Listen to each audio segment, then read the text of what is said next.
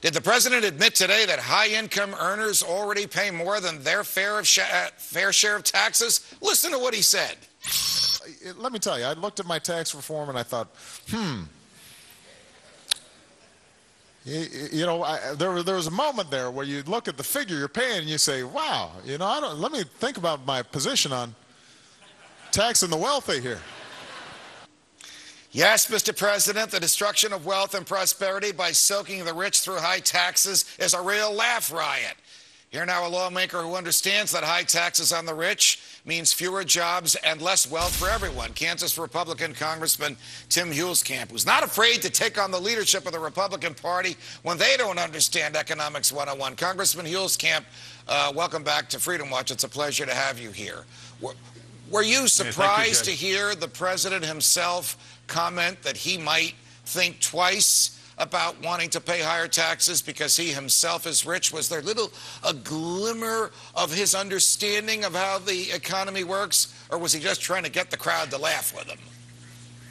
Well, I think he's trying to get the crowd to laugh to him. This is a guy that, as far as I know, Judge, has never received a check from anybody other than the government. He's never worked for anybody outside of government, never had a private sector job, never hired or fired anybody. This is a guy who simply does not understand how the real world works. Do you think he understands, Congressman Huelskamp, the harm that was caused to the federal government by the Standard & Poor's evaluation just yesterday, that you ought to think twice before you lend money to the federal government because they might not pay it back in time? Do you think the president understands the gravity of that evaluation by an independent, neutral agency based on economic numbers?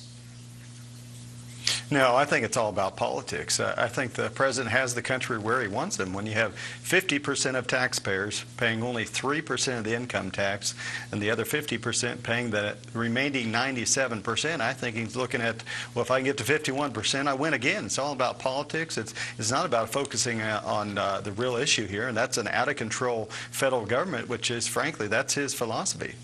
The Republicans in the House of Representatives had a couple of proposals before them. One was by your congressman, your colleague from New Jersey, Scott Garrett, which would have adopted a budget with zero borrowing.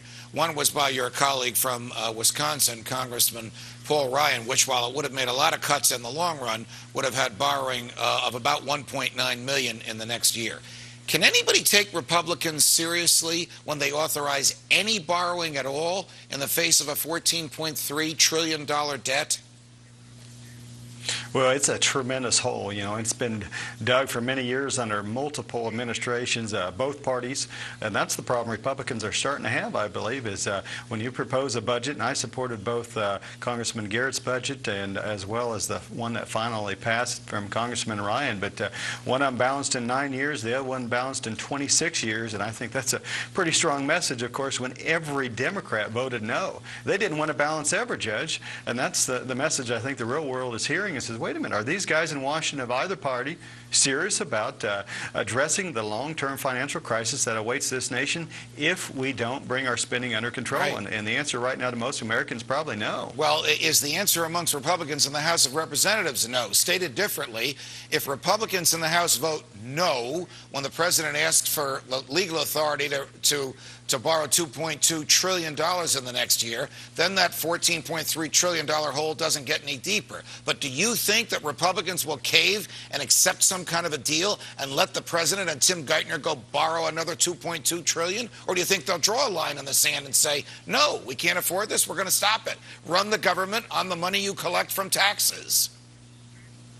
Well, I think there's going to be a line in the sand, but will they say absolutely no new borrowing? And probably not, but I push for a balanced budget amendment. Others are pushing for other cuts as part of the package deal, and that's what scares the president. He's getting backed in the corner, and he's afraid that corner is going to disappear before the next election. He hopes he can duck out for a while.